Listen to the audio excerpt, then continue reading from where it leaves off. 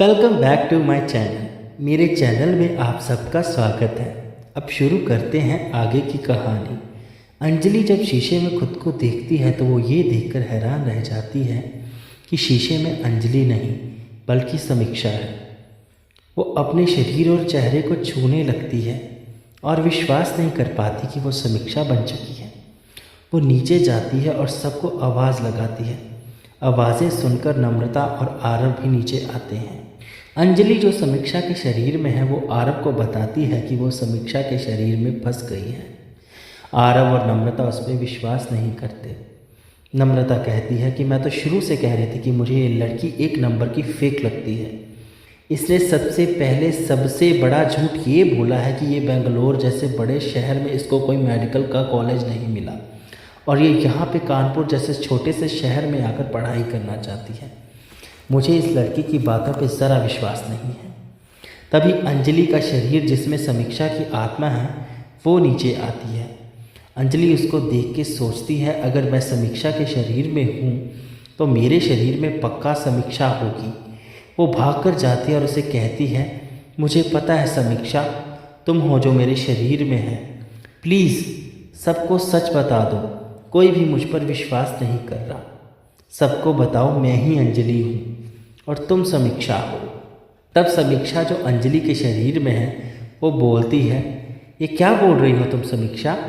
लगता है तुम्हारी बचपन की प्रैंक करने की आदत गई नहीं, लेकिन सच बोलो तो ये प्रैंक बहुत गंदा है, मुझे ज़रा भी अच्छा नहीं लग रहा। ये कहकर हल्का हल्का हंस पड़ती है। तभी आरव ये कहकर निकल जाता है कि उसे अब ऑफिस के लिए देरी हो रही है। नम्रता भी अपने रूम में चली जाती है। तभी समीक्षा जो अंजलि के शरीर में है वो अंजलि के पास आकर कहती है मैं हूँ अंजलि और मैं हूँ समीक्षा। मैं जानती हूँ कि तुम सच बोल रही हो, तुम ही अंजलि हो और मैं समीक्षा, लेकिन कौन करेगा तुम्हारी बातों पे विश्वास? इसलिए अब से तुम समीक्षा की ज़िंदगी जीने की आदत डाल लो, क्योंकि अंजलि तो अब मैं बन चुकी हूँ। ये कहकर समीक्षा ज़ोर ज़ोर से हंसने लगती है। अंजलि की आंखों से आंसू गिरने लगते हैं। उसका दिल भर आता है। समीक्षा भी वहाँ से चली जाती है। अंजलि टूटे हुए दिल और भरे हुए मन को लेकर सवालों के सवाल बवंडर दिल में उठाए हुए गार्डन एरिया के पास चली जाती है और जाकर एक गार्डन में बैठ जाती है। अंजलि वहाँ बैठे बैठे ये सोच ही रही होती है कि मेरे साथ ये सब क्यों हुआ कि इतने में विक्रम वहाँ आता है और वो उसे बोलता है कि भाभी आप ऐसे क्यों बैठे? तो वो सारी बात विक्रम को समझाती है कि मेरे साथ ये सब हुआ है। लेकिन वो एक पल के लिए शॉक भी हो जाती कि तुमने मुझे भाभी कैसे कहा? यहाँ पर तो कोई मेरी बात का यकीन नहीं कर रहा। तुम्हें कैसे यकीन है कि मैं अंजलि ही हूँ, क्योंकि मैं तो इस वक्त समीक्षा के शरीर में हूँ। तब विक्रम कहता है कि कोई माने ना माने लेकिन मुझे आपकी बातों पर यकीन है, क्योंकि रात को कुछ ना कुछ तो गलत हुआ है। क्योंकि वो अपना एक्सपीरियंस बताता है जो उसने किया है। वो उसको बताता है कि किस तरीके से रात को सारा माहौल डरावना हो चुका था और कैसे वो जैसे ही समीक्षा के कमरे के बाहर गया वो बेहोश हो गया। वो कुछ कर रही थी, उसके पास कुछ सबूत ना होने की वजह से विक्रम चुप रहा, वरना वो सब घर वालों को बता देता कि समीक्षा ने कुछ ना कुछ तो गलत किया है, जिसकी वजह से अंजलि की आत्मा जो है उसके शरीर में कैद हो चुकी है। ये सब सुन के अंजलि शॉक हो जाती है कि ये सब समीक्षा ने किया है।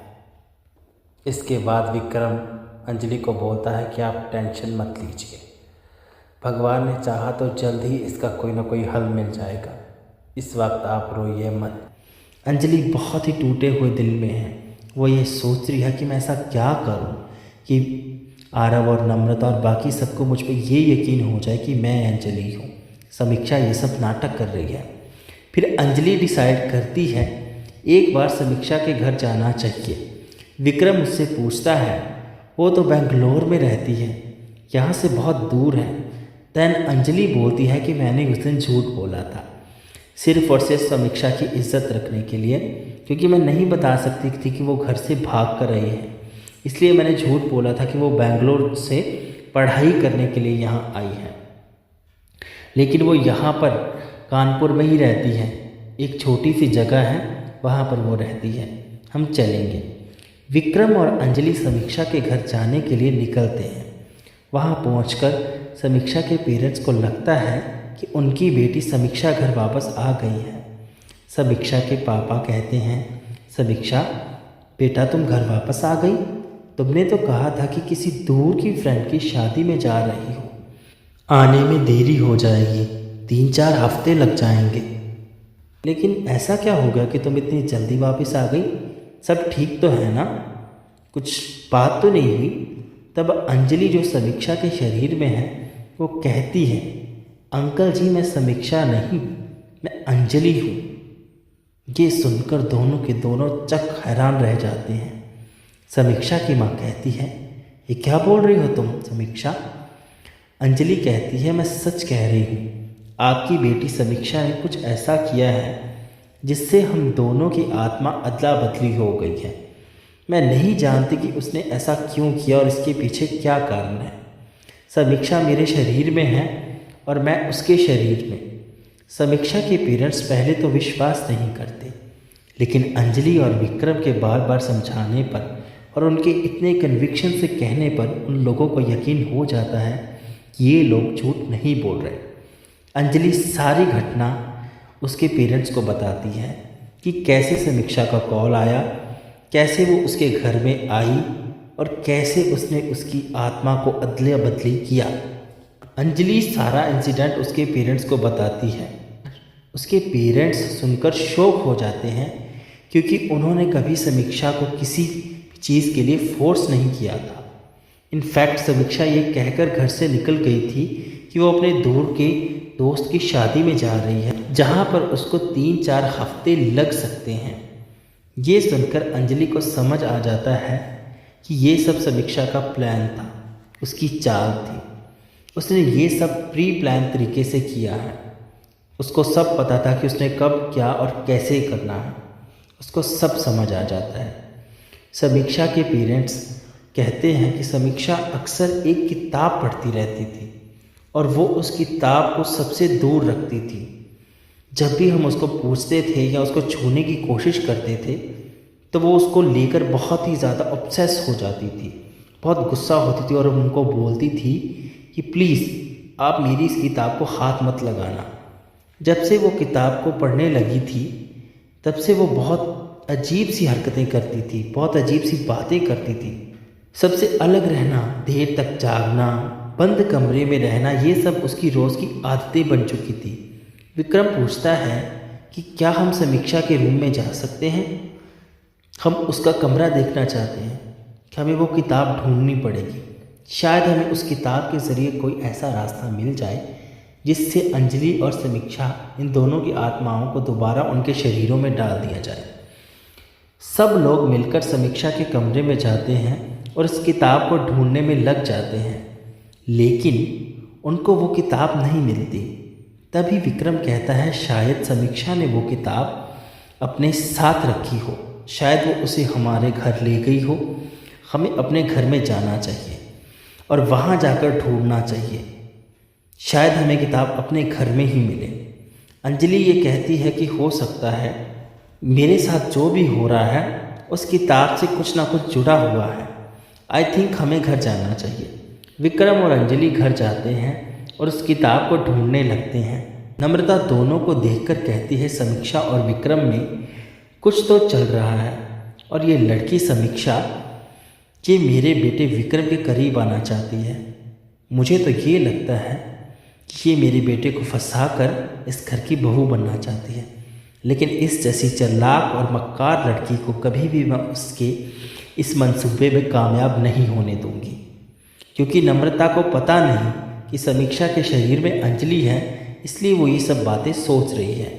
अंजलि जो है वो समीक्षा के रूम में जाकर किताब ढूंढती है, क्योंकि समीक्षा का रूम जो अब अंजलि का बन चुका था उसे था कि शायद उसी में उसने अपने सारे राज़ो न्याज की बातें और वो किताब रखी होगी, लेकिन उसको वहाँ पर वो किताब नहीं मिलती। फिर अंजलि के दिमाग में ये आइडिया आता है क्यों ना मैं अपने कमरे में जाऊँ, क्योंकि इस वक्त समीक्षा आरव के साथ उसके कमरे में रह रही है। तो इसलिए अंजलि जाकर अपने कमरे में जाकर किताब को ढूंढना शुरू करती है।